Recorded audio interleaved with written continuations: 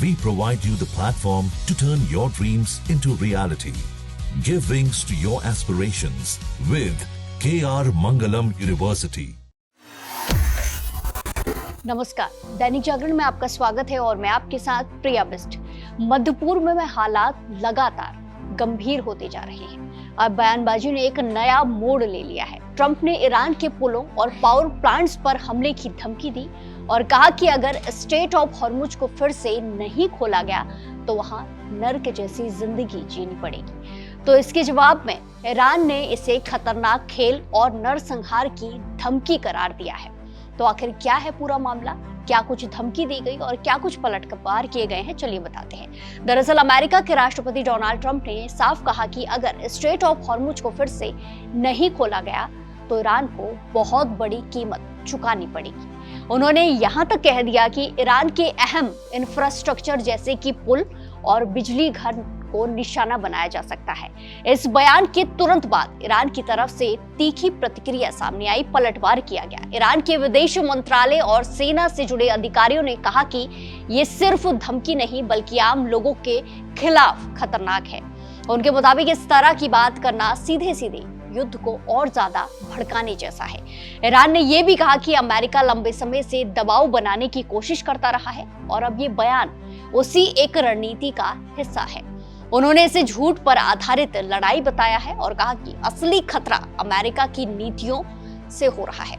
वहीं Islamic revolutionary guard corps यानी कि IRGC के कमांडर ने बड़ा बयान दिया है। उन्होंने भी पलटवार किया। उन्होंने कहा कि स्ट्रेट ऑफ हॉर्मुज अब पहले जैसा नहीं रहेगा, खासकर अमेरिका और उसके सहयोगियों के लिए।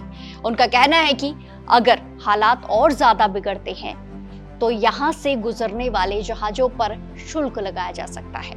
वहीं पूरे विवाद में युद्ध के चलते दोनों देशों के दावों में टकराव भी खूब देखने को मिलता है।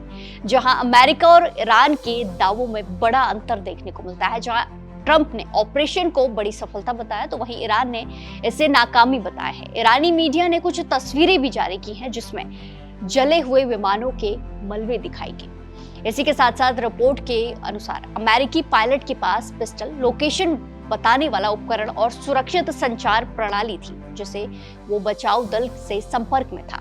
बचाव के दौरान कुछ अमेरिकी विमान खराब हो गए जिन्हें दुश्मन के हाथ लगने से बचाने के लिए नष्ट करना पड़ा।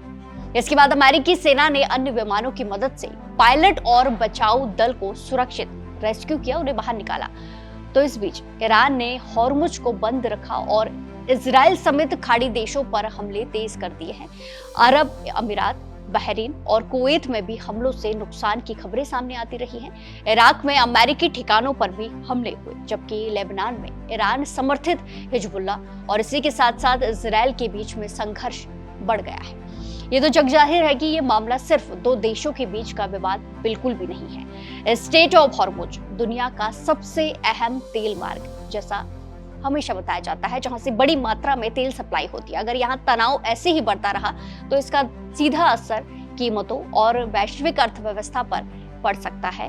भारत जैसे देशों के लिए भी ये चिंता की बात है क्योंकि हमारी ऊर्जा जरूरतों का बड़ा हिस्सा इसी इलाके से आता है। तो साफ है कि बयानबाजी अब सिर्फ शब्दों तक सीमित नहीं रह गई है, ये एक बड़े टकराव की ओर इशारा कर रही है। आने वाले दिनों में ये देखना होगा कि क्या हालात बातचीत तक जाते भी हैं या फिर ये तनाव किसी बड़े संघर्ष में जैसे अभी बदलता दिख रहा है ऐसे ही बदलता रहेगा। फिलहाल इतना ही। अपडेट्स के लिए जुड़े रहिए दैनिक जागरण के साथ। नमस्कार।